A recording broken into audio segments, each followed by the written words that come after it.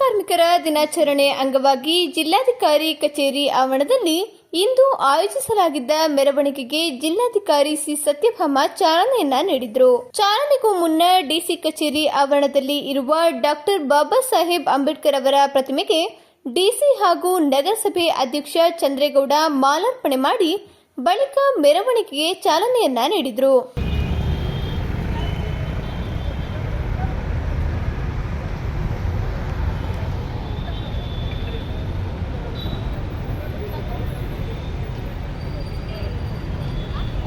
ಜಿಲ್ಲಾಧಿಕಾರಿ ಕಚೇರಿ ಆವರಣದಿಂದ ಬಿಎಂ ರಸ್ತೆ ಮೂಲಕ ನಡೆದ ನಗರಸಭೆ ತಲುಪಿದ ಮೆರವಣಿಗೆಯಲ್ಲಿ ನಗರಸಭೆ ಅಧ್ಯಕ್ಷ ಚಂದ್ರೇಗೌಡ ಅವರ ಜೊತೆ ಪೌರಕಾರ್ಮಿಕರು ಡಿಜೆ ಶಬ್ದಕ್ಕೆ ಕುಣಿದು ಕುಪ್ಪಳಿಸಿದರು.